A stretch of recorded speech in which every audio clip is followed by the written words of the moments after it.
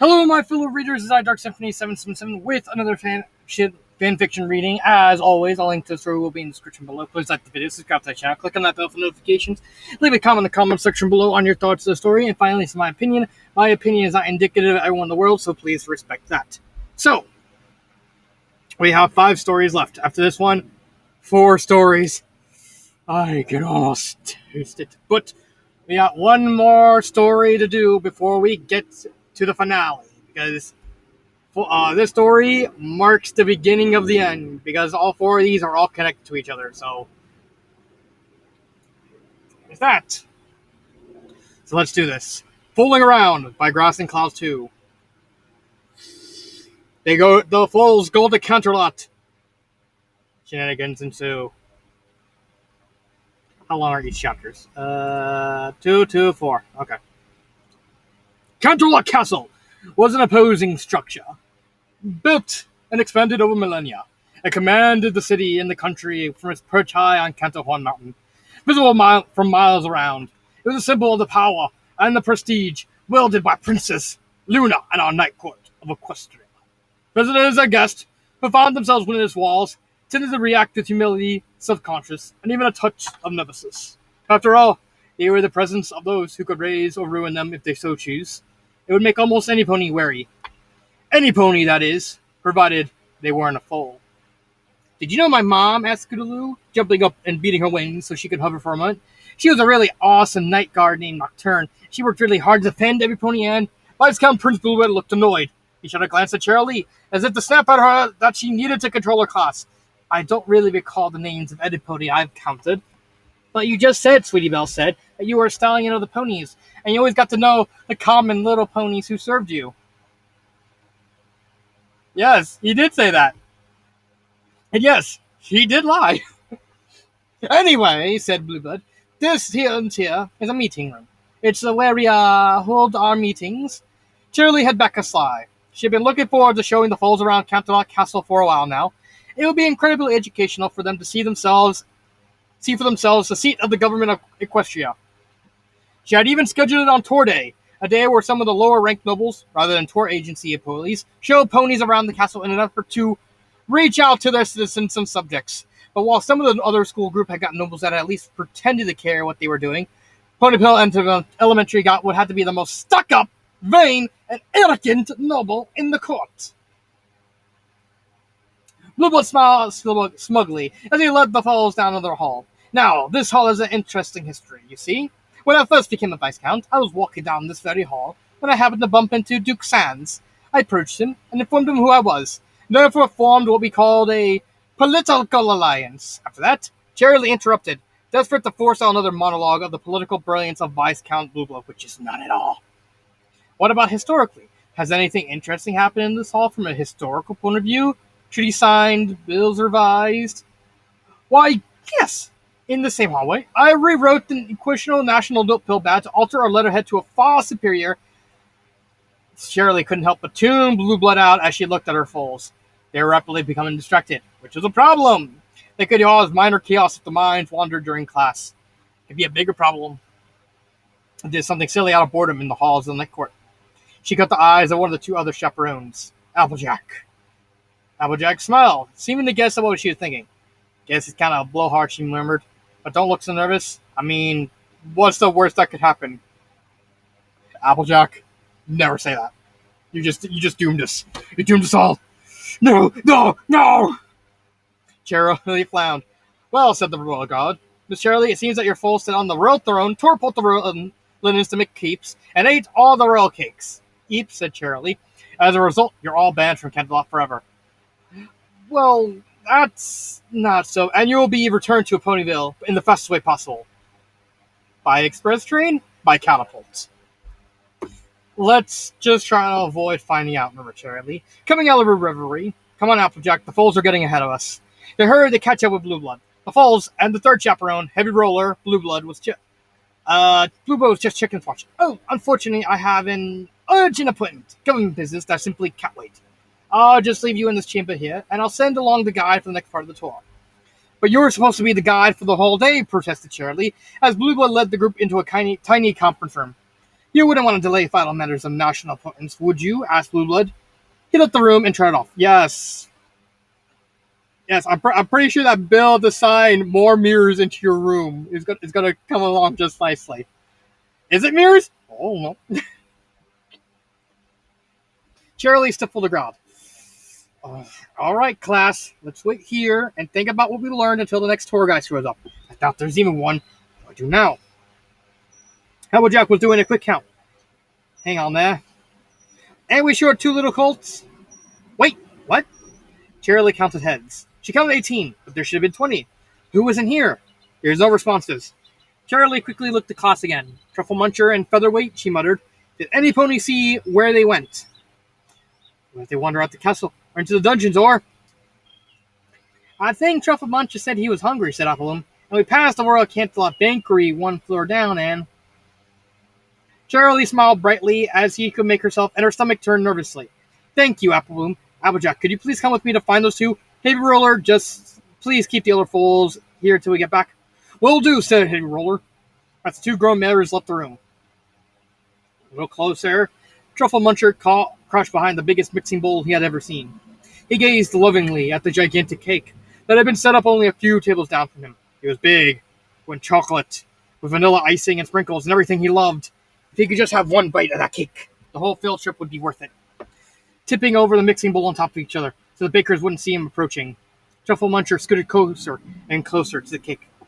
There were some close calls, including one time when a young baker almost stepped on the bowl and squished him, but he managed to reach the cake's table without incident. All right, now I just need to pop out, cut a slice, get back under that bowl. No problem. Truffle Muncher peeked down and made sure none of the bakers were watching him. Fortunately, they were mostly gathered at the next table over, and around a huge bowl with some rapidly rising dough. Truffle Muncher returned his attention to the cake, popped out from under the bowl, and grabbed for a carving knife. Truffle Muncher! Truffle Muncher swiveled to see Charlie. He smiled.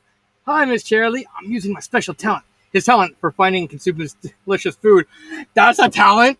That's a pretty bad talent. It's like, oh, so you're just going to be like Joey Chestnut? Like, oh my.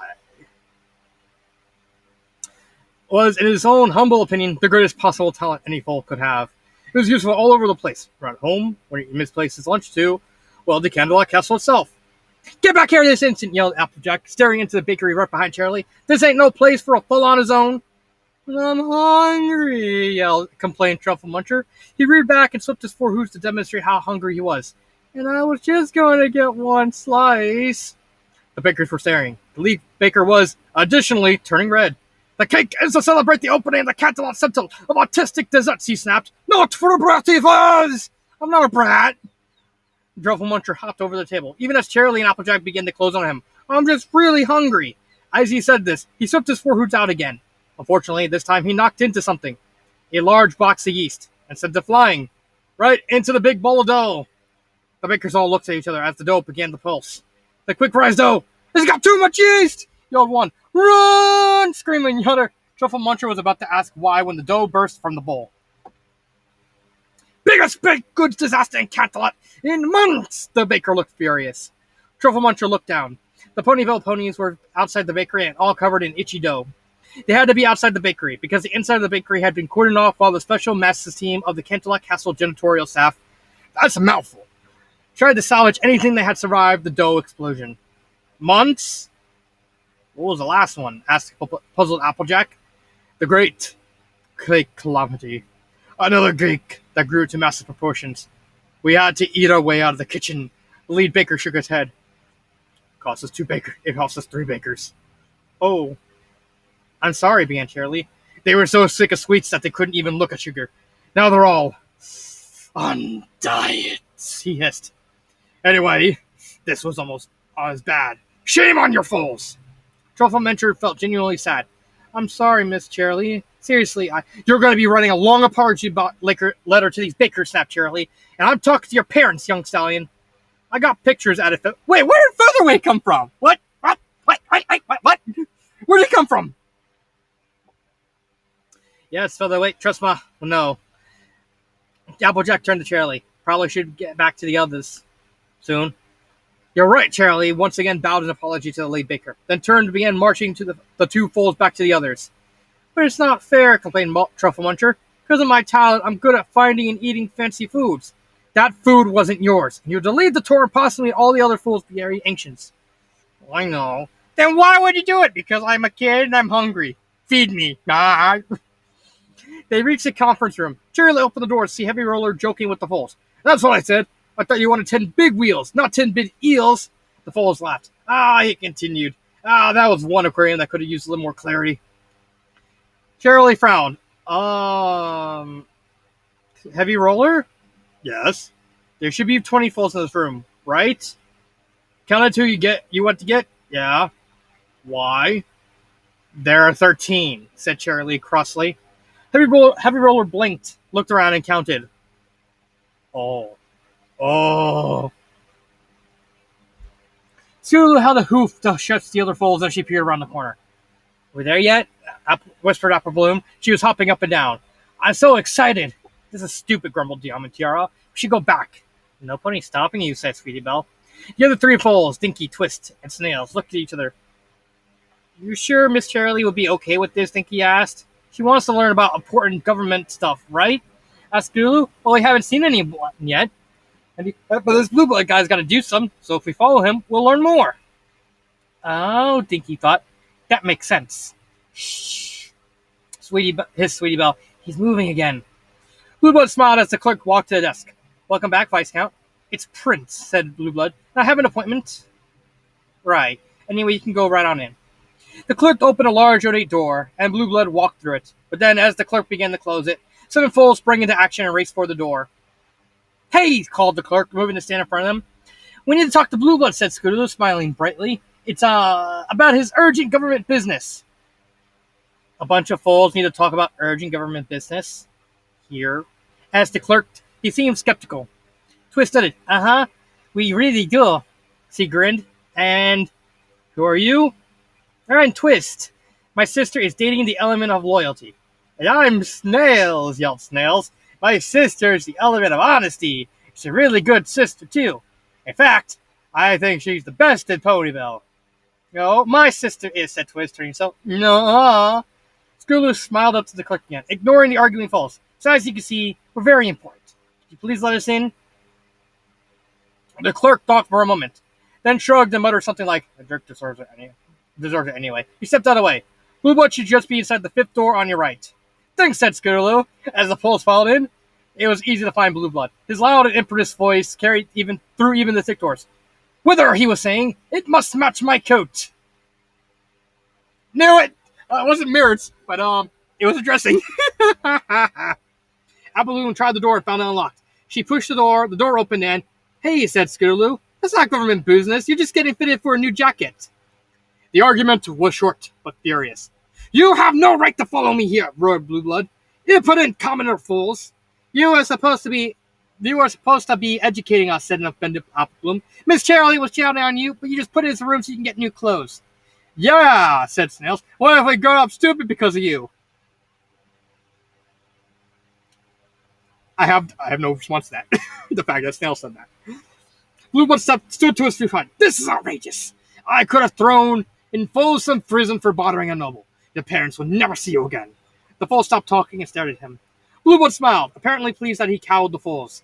Now, here's what we'll do. Wah! Snails burst into tears. I want my parents and my sister. Oh, I've never seen them again. He ran out the room.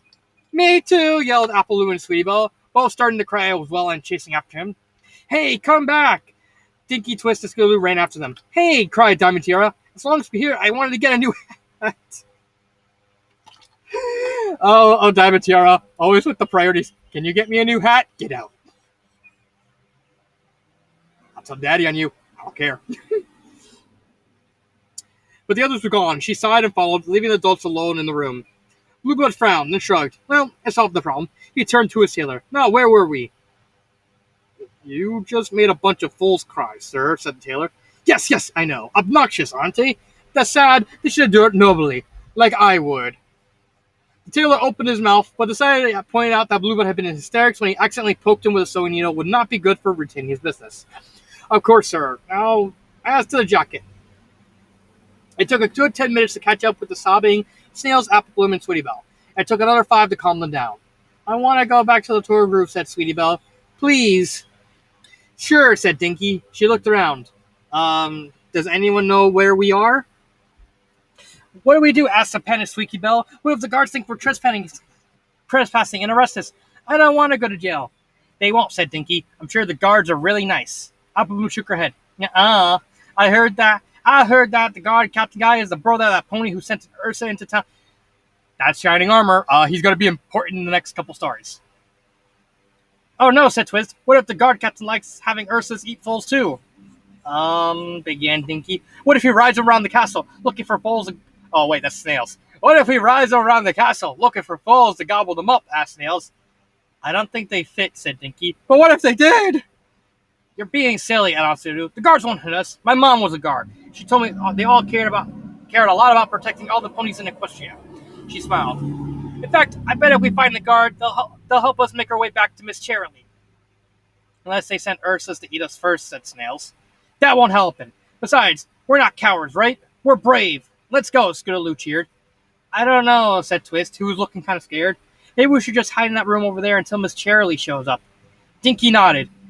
Miss Cheerilee said that. If we get lost, we should stay where we are until some pony finds us. That'll take hours, protested Scootaloo. It sounds really boring and lame. If we find the guard, they can bring us back to Miss Cheerilee in minutes. Or we can get even more lost looking for one, said Dinky. Before the argument could continue any further, the doors at the end of the hall opened and a troop of ponies burst in the room.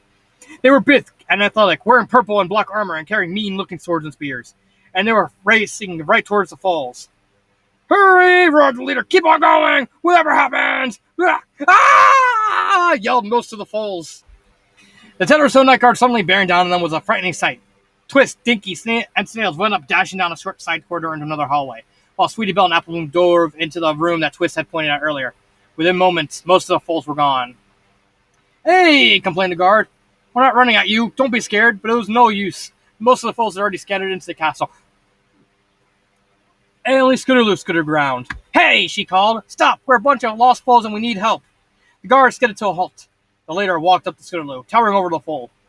Who are you? I'm Scootaloo, said Scootaloo, smiling and looking completely undaunted. After all, her mom was a royal guard. Are you real night guards? That's so good. Cool. My mom was a night guard. Where are you running? Is there some kind of emergency? Sure, said the guard. Yes, there's an emergency. The cafeteria's about to run out of apple pie, drawled another guard. Sergeant Smiles there thought it'd be a good team exercise to see if we get some before we had to be at our stations. Sergeant Smiles blushed. I consider a lack of apple pie an emergency. Scootaloo was beaming up at them. So nice to meet you. My mom was in the night guard too. She was called Nocturne and... Whoa. Hey, you're Nocturne's daughter? Smile looked down at Scootaloo. I knew your mom, kid. She trained me in defensive flying. Brilliant Pegasus. Never knew any pony who could fly like her. Scootaloo grinned. Said Diamond Tiara, crawling out from her hiding place beneath the table. We need to get back to Miss Cheerilee. Aw, but I want to talk to the night guards. Cheerilee? Asked Smiles. Our teacher. It's tour day. All right, Smiles frowned. I don't know where she'd be, but I think some of the royal guards might. There are a few guards that get the reports on lost civilians in the castle. Cheerilee's probably in touch with them if you're missing. Where are they? Asked Diamond Tiara. Probably in the training area now. Hey, guard smiled. I could show you one of the training courses she helped put together. A big rock wall. It's not one of the dangerous ones, but it's pretty tough. Give me a good workout back in the day. Want to see it? See it! Can I try it? Please. Scootaloo's face was shining. Sergeant Smiles may have been a night guard, but even he was not immune to the power of a fleeting fall. You said it's not dangerous, right? It's no problem, right? Pressed Scootaloo. We can't... I mean, your chaperone would probably get mad at us. Scootaloo thought, what would Cheerilee say? She had to answer honestly. Her father and Cheerilee would both be really disappointed in her if she lied. My teacher is always telling us to do what we're passionate about and makes us happy.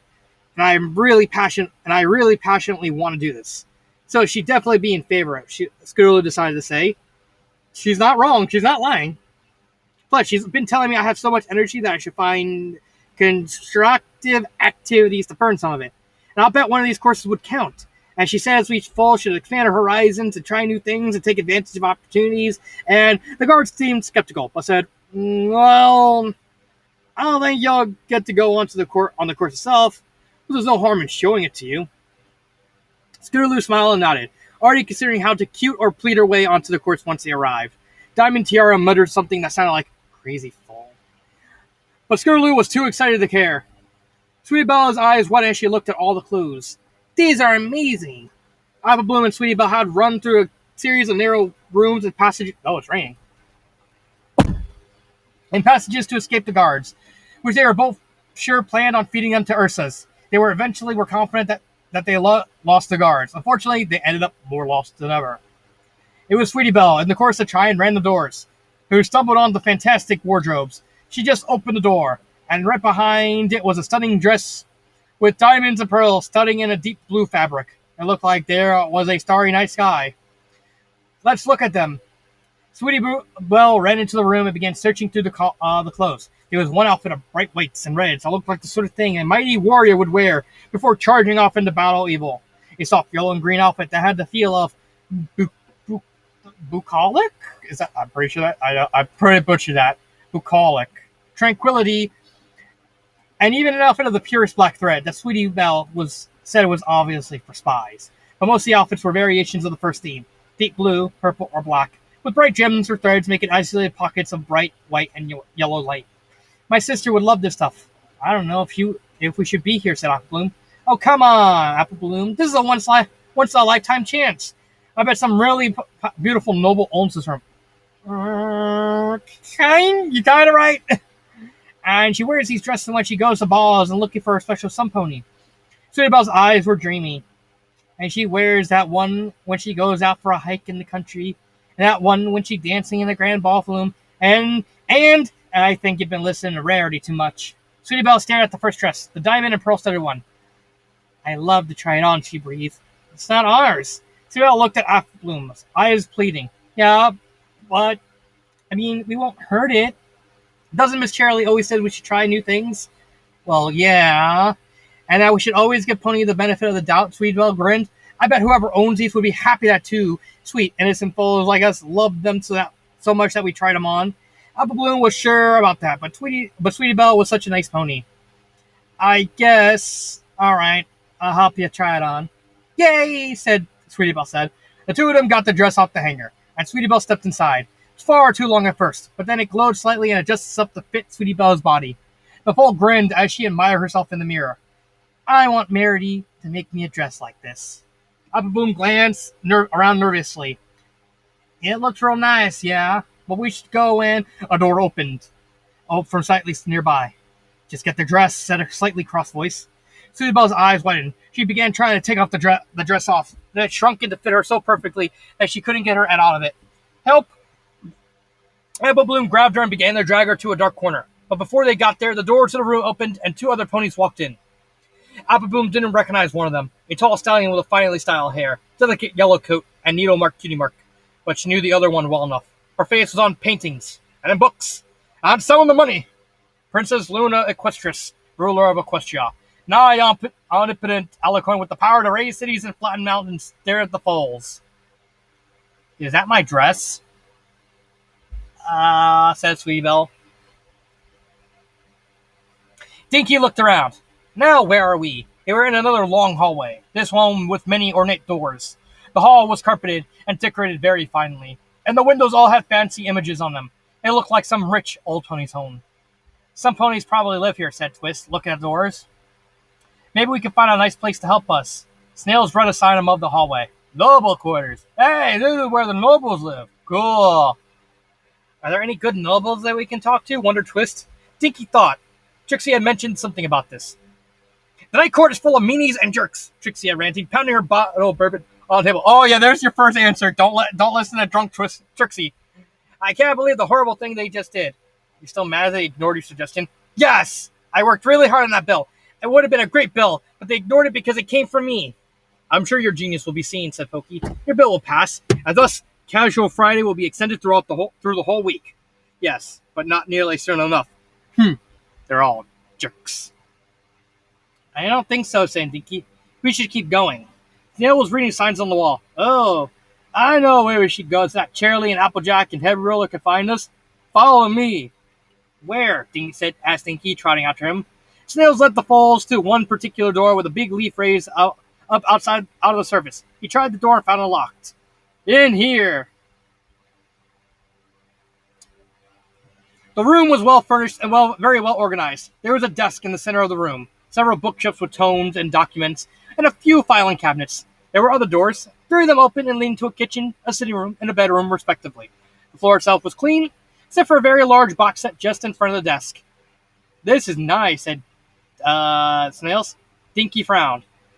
Whose room is this? Duke Greengrass's room. Crowd said, oh no. Oh no. Oh no. Not him. Dinky gasped. Oh no, he's a really super mean noble who keeps trying to hurt the elements, like Mama. Well, he's the one who tried to get Lyra stuck in Canterlot for 3 months, asked Swiss? He's a jerk. Snails grinned. Exactly. He's always trying to get at us, right? So if we go missing, every pony will assume he took us. They'll come straight here. Wait, that actually surprisingly makes a lot of sense. Like, that weirdly makes sense. Dinky paused. That made a lot more sense than Snails usually made, but still wasn't a great plan. But what if he does something mean to us, asked Dinky. But no sooner did the trio turn to the door than they heard two such approaching footsteps. My secretary takes a vacation to visit her family, said one voice sounding annoyed, and you missed delivering my mail within 3 days. Sorry, Duke, there was a mix-up. This is more than a mix-up. The package was to go clear across town. Did I fill out the forms wrong? No, it's just our screw-up. Look, we won't charge you for the shipment. We're sorry. It's Greengrass! It's Greengrass, yelled Dinky. We have to hide. She ran toward the large box in the middle of the room, presumably the one that had been delivered to the wrong address. Let's hide in here. Hopefully have that pony re-deliver the package and we'll get out of the room that way. Twist and Dinky helped pry the package open. It was taller than them, so Snails jumped up on the table and then dove into the big box, and then he poked his head up, covered in brown gook. There's a big box of mud! Why does Greengrass have a big box of mud, asked Dinky? I don't get it. He tried to figure it out. Greengrass crowed. Now that I have all the mud in Equestria, everybody has to do what I want. Duke Greengrass, cried a desperate-looking stallion petitioner. We cannot grow any food. All of our dirt became mud when it rained, and then you took it. We don't have anything to raise crops in. We can't get faisals out of Spall, yelled another petitioner. This one a mayor. And the mud pie industry collapsed, cried a fool. What? Plus, we don't have anything fun to play in when it rains. Greengrass, sitting on a tall throne made of all the mud in Equestria, smirked. Well, I suppose I could let you have a little mud, but there's a price. Twist nudged Dinky, breaking out of her reverie. Hurry! The three falls managed to get into the box and shut it. No sooner had they done so than they heard the door open, and Greengrass stormed inside. I suppose I should look at it, as long as it's here, he said to himself. Dinky burrowed a little deeper in the mud, until only her nose was above the surface. She heard somebody open the box, but Greengrass didn't seem to notice the foals. Maybe they were buried enough that they wouldn't see them. Maybe, Greengrass frowned. He reached the hoop next to Dinky. What's this? Dinky felt hoops on her shoulders, and then Greengrass was lifting her out of his box of mud and staring at her. Dinky smiled as winningly as she could. Hi. Cheerily smiled at the class, so she couldn't quite mask her stress. All right, class, I think we're safe from more problems, and we can now go find your missing friends. Silver Spoon raised a hoof. What is this, Silver Spoon? Can you get the guards to go away? We promise we won't leave the group. Cheerily looked at the 6 royal guards, which found themselves dragooned?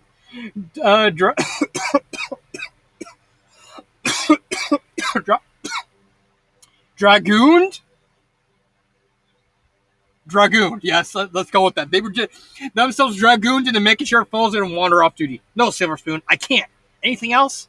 Yes, said Heavy Roller. Why am I getting guarded too? I'm not a fool. Yes, but you did raise Scootaloo. You're Scootaloo's dad. You're good. But you're on their side, Charlie pointing. You let them wander off. But I, on their side, but traitor! Insisted Charlie. Heavy Roller, stop talking. Anything else? The magenta pony asked. I'm hungry, complained Truffle Muncher. Can't we stop for a snack? Applejack nudged him. You really don't want to be saying that right now, kiddo. Charlie ignored all this and turned back to the guards. Have we heard anything yet? No, but wait. The lead guard noticed a messenger run up. 8 words on the falls. 2 of them in the night guard training rooms. Charlie stared. What? Who let them in there? Apparently, they said that you would be in favor of them going, the guard frowned. Ma'am, why would you support that? That could be very dangerous. Charlie reminded herself that it would be a violation of her teaching ethics to ask the guards to incarcerate her class for a few days.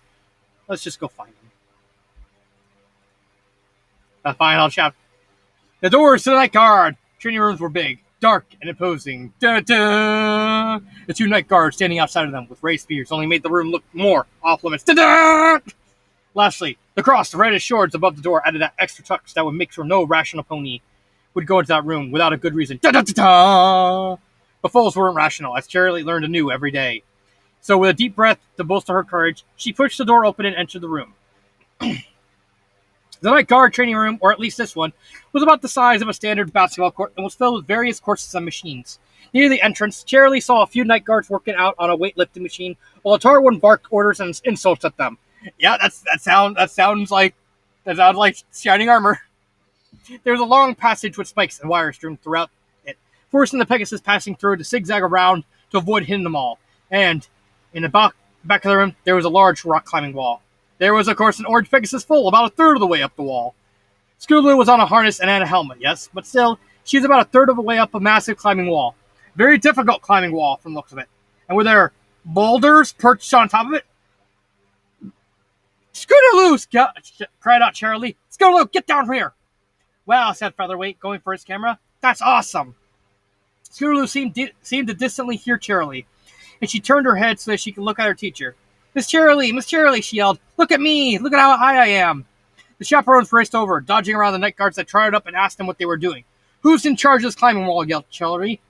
None of us are using it, so I think he is, said a guard pointing upwards. Hey, Baron! Charlie noticed, on closer inspection, that there was a brown earth pony following Scootaloo up the wall.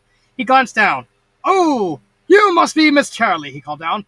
Brightly, I'm Baron Max. Scootaloo told me all about you.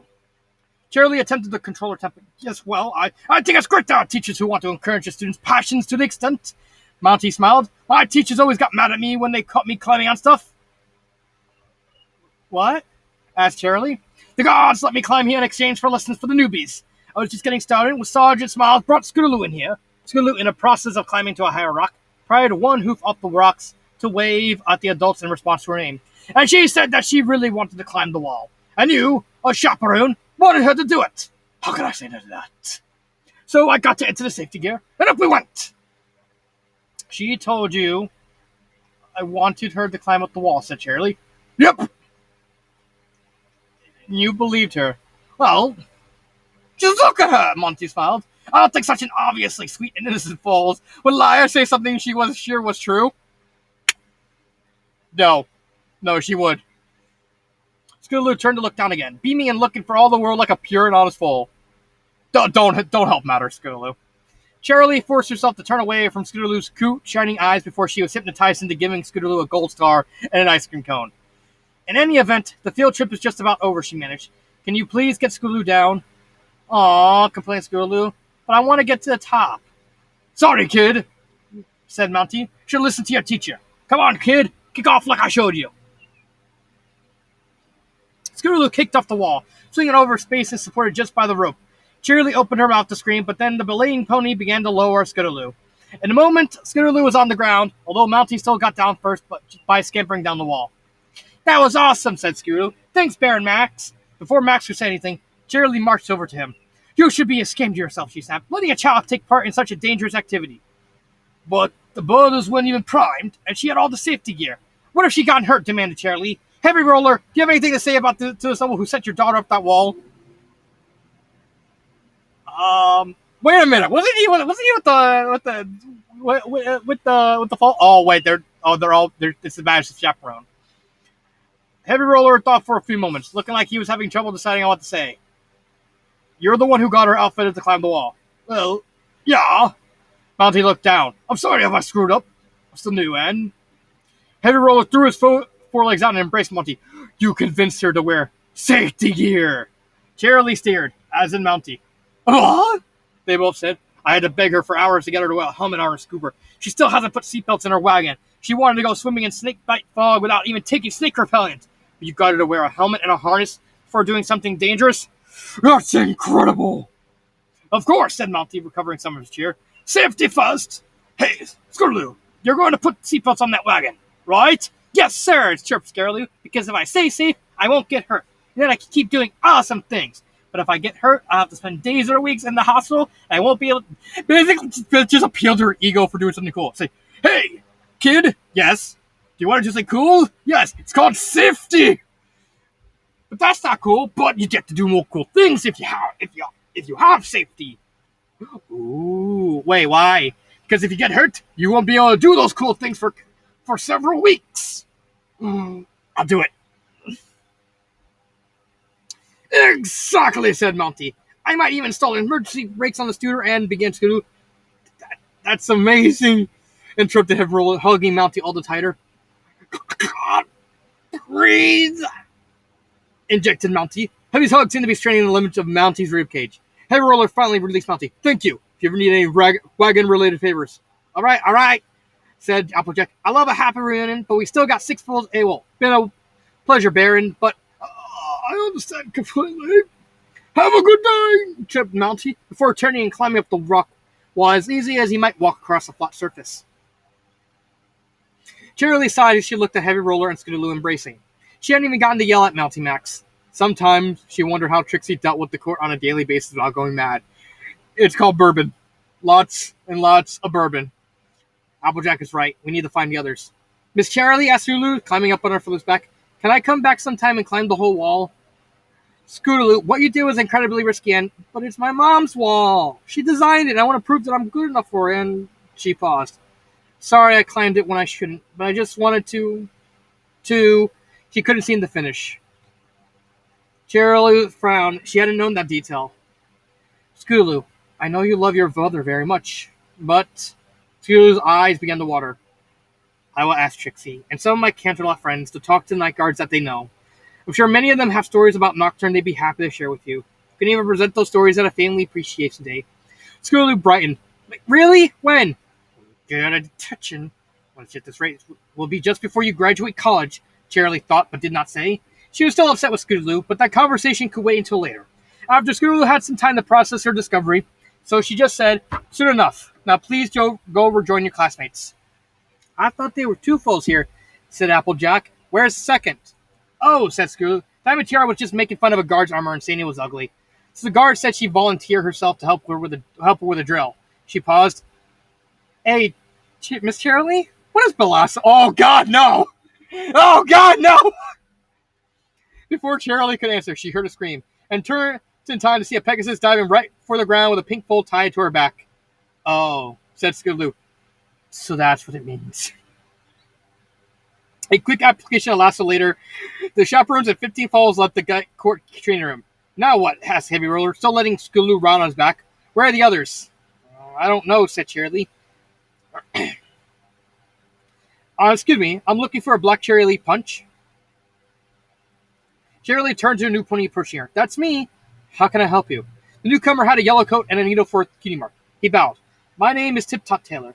Princess Luna has sent me to find you. Cheerilee had a sinking feeling. To tell me that the element of laughter is needing to liven up a room, she tried weakly. No. To tell you that some of the charges seemed to have broken into a wardrobe.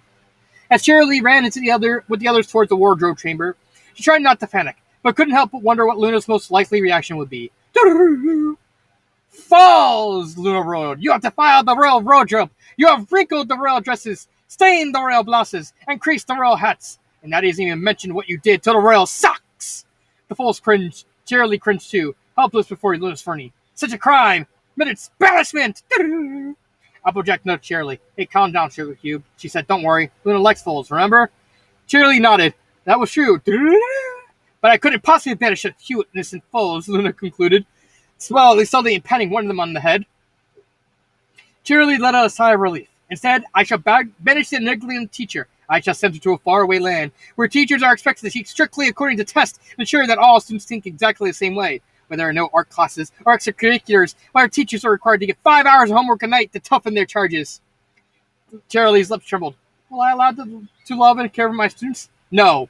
In that land, they believe that caring and for students weakens them. No! Cried Charlie. Applejack blinked as Charlie sped up, outdistancing her.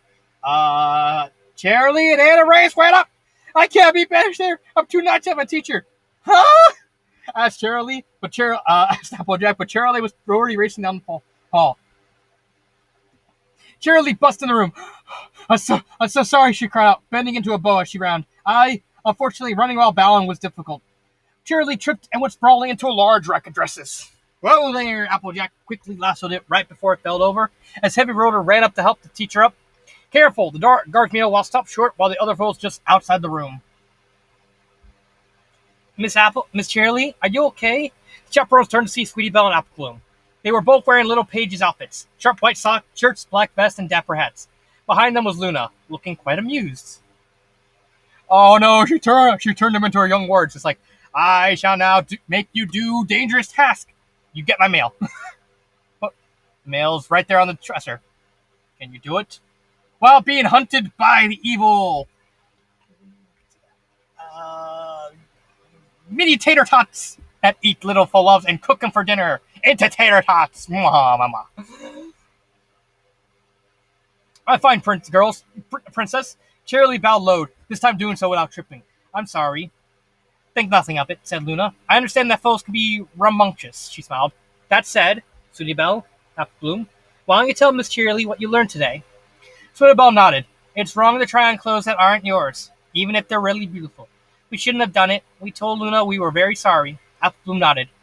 And what were you doing to make it right? Asked Luna. Since we liked her clothes so much, Luna just wanted us to test out the new page uniforms for the pageant she's having put on next month, said Apple Bloom, making sure they look good on normal foes, and we can move in them and stuff. They're a little stiff in the knees, said Apple Bloom, but they're still real nice, she smiled.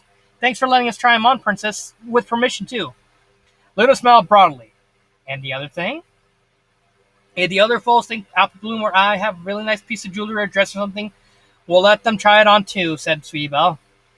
Luna nodded. I think that's fair. Don't you, Charlie? Related to not being banished to a heartless land, Charlie can only nod. Thank you for your wisdom and understanding. Luna seemed amused by that. Of course. Now, I, as it runs out, have some government business to attend to. The ambassador of Tapira is almost here. With soft pop, the clothes vanished off Apple Bloom and Sweetie Belle, and a beautiful blue dress appeared on Luna. Can you find your own way out? Yes, said Charlie, as soon as we cover the rest of our fools. I asked the staff to look for them, said Luna.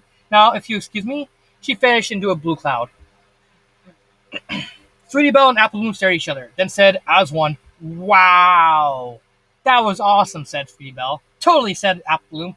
You got to see the Princess cried School from outside. That's almost as cool as what I did. No, it's cooler, yelled Sweetie Belle. You don't even know what I did.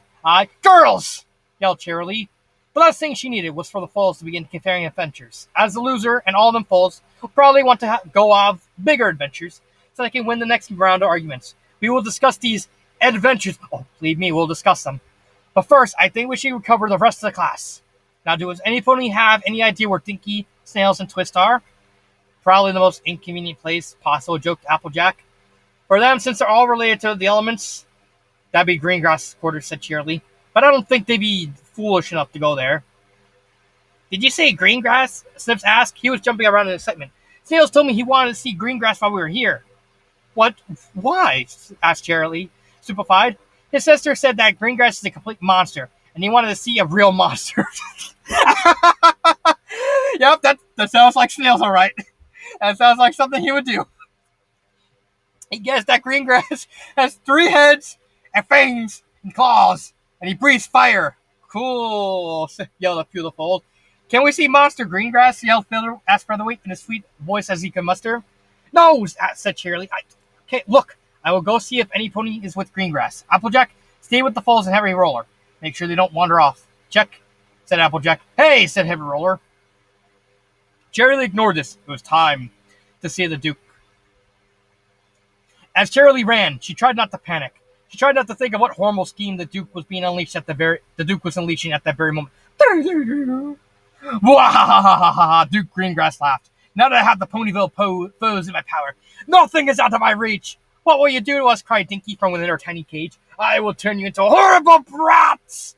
I will make you ignore your parents, teachers, and sisters. I will get you to feed your homework to dogs and sell your textbook for gumdrop money. I'll induce you to get tattoos and dye your mane plaid. Wait, why plaid? Why plaid? He twirled the mustache that appeared from nowhere on his face. But why, begged Twist? What will this accomplish? Because you'll teach your friends what I show you.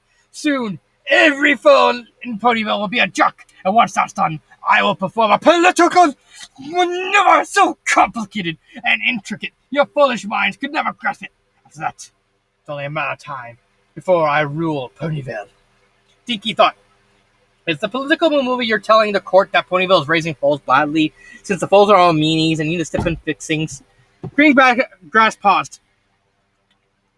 Well, it doesn't sound as complicated as intricate as when you say it like that. He grabbed a large crystal from a nearby table. Behold, the jerkification jewel! One glance at this, and you'll think that obeying adults is for squares.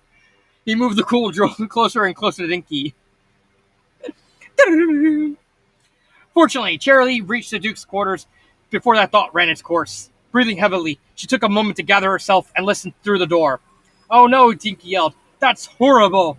That's awful, said Twist. That's a disaster, added Snails. Charlie didn't bother knocking. She brought up her hoof, recalled one of the fundamental moves from the iron hoof study she mastered long ago, and slammed the hoof into the door. Dang it, I thought I'd clear my throat out easily. It crashed back on its hinges with a bang. Greengrass! Hold it right there. Greengrass turned and stared at her. But the turn's almost over, he said, sounding almost like a foal himself. Curly blinked. Dinky, Snails, and Twist, all looking rather recently washed, but with a few flecks of mud still lingering in their coats and maids, were sitting around a table with Greengrass. A board game was set up on the table. Looked like It looked like diplomacy. A game Charlie recognized. Oh god, it's Monopoly. It's basically just Monopoly. I like the fact that the Monopoly version of the game is diplomacy. That's pretty funny. A game Charlie recognized from college. Huh? Managed Charlie. What's going on? Demanded the teacher. Are you playing diplomacy? With Duke Greengrass? Yeah, said Twist. And he just announced that he's moving into Calibria. If he gets that, he'll be able to strike at the heart of the full alliance. Oh, no. Oh, wait, no. This... Risk? Is it Risk? I don't know what game it is. Is it Monopoly or Risk? I don't know. Full alliance? Asked Charlie. Greengrass nodded. I tried to get at least one of them to take my side, but they all wanted to team up against me for some reason. Fortunately, for a player in my caliber, even fighting 3-on-1 is no difficulty. You were going to lose 3 turns ago, until Snails forgot to loon, pointed out Dinky. Forgot? Or did I trick him into not moving? No. Well, I just forgot, said Snails, oblivious to all else. Charlie shook her head. Try again. What's going on here, Greengrass? I found 3 foals hiding in my room, said Greengrass. I couldn't very well turn them out into the castle. They might get in trouble. I definitely would get into trouble, said Snails. Incidentally, said Greengrass, speaking of that, there is a matter of where exactly they were hiding. Dinky blushed. We tried to hide in Mr. Greengrass's big box of mud. We got all muddy. Why does he have mud? I'm trying to figure out. Sorry, Mr. Greengrass. Box of mud? Charlie looked at the box. Okay, I'll go with that. I suppose they washed up then, Duke. Greengrass nodded. Of course. Also, I was bereft of my secretary today. I sent for a page to tell the guards to find you. Although it appears that the page isn't as efficient as my normal employee. In the meantime, once they were done cleaning up, I had come up with something for them to do. I didn't want to distract them with candy or chocolate, since it might spoil their appetites. So I dug up a board game. Can we stay a little longer? Asked Twist. This is fun. No, we need to get back to Ponyville. I need to change some of you to your desk, Charlie added in her head. She turned to Greengrass. Thanks for looking after them. Greengrass read this off. No problem. After all, there's no reason to bring foals into politics. Have a good day, Charlie. That's because he's a foal himself. Remember, Greengrass is right. At the end of the day, he does act like a foal himself, and he treats the whole politics as a game. So yeah. Oh, said Snails as the trail falls behind. Mr. Greengrass, before we leave, can you breathe fire? What? Asked the Duke. But all monsters can breathe fire. And my sister says you're complete, Snails began. But then Cheerily put a hoof over his mouth. We need to go. Bye, said Cheerily, pushing the fools out of the room. But began to I said bye. Bye, said Greengrass. Cheerily groaned on the train home. I am never doing that again, she muttered. She was exhausted, both mentally and physically, and probably never be allowed into the castle with a fall in the future. Dang hiccups. In the foreseeable future, she'd be lucky if they even let her in for the gala. Plus, they were hours late thanks to having to stop for the castle-wide full shirts. So the parents were likely to be angry at her. Sometimes she wished there was more weekend and vacation days. Miss Cheerily? Cheerily opened her eyes to see Dinky and the other wayward fools looking at her. We're really sorry, said Dinky, bowing. The others did so behind her. We shouldn't have wandered off and put you through all that. Before Cheerily could say anything, they approached her and hugged her. Cheerily couldn't help but smile. I suppose some of it was our fault for not watching you closely enough, but I hope you pay more attention next time. When's next time? Asked Snail. A few years, give or take, thought Cheerily. But she wasn't angry. She patted Snails on the head, who smiled goofily. We'll see. Can we make it up to you somehow? Asked Sweetie Belle. Just promise to try and stay together better in the future, said Cheerily. Follow my instructions, and those of the other chaperones. We just want to keep you safe. And watch out for each other. Make sure nobody's getting lost, said Applejack. Help us help ya. And don't sneak away, said Heavy Roller, even if the adult in charge gets distracted. We promise, said Apple. Cross our hearts, said Scootaloo. We swear, said Snails. Share, grumbled Diamond Tiara, whose mane and coat still looked windswept. Thank you, Cheerily grinned. She looked at the shining faces of her class and felt a sense of peace. It was moments like this where she saw how good her foals were and how much they wanted to grow into smart, capable, and compassionate adults that made everything worthwhile. Thus, that she drifted calmly off sleep. Snails looked at Dinky. Do you think I should tell her Snips and Truffle Muncher and I already ate all the snacks for the ride back? He asked. Dinky paused. Maybe now's not the best time. Oh, he paused. You think she might have Snips and I see how far you can stick your head out the window contest? Yes. Do you think? I think Miss Cheerily would be happy, said Dinky. We just sat in our seats quietly and didn't do anything else. Well, that's no fun, said Snails.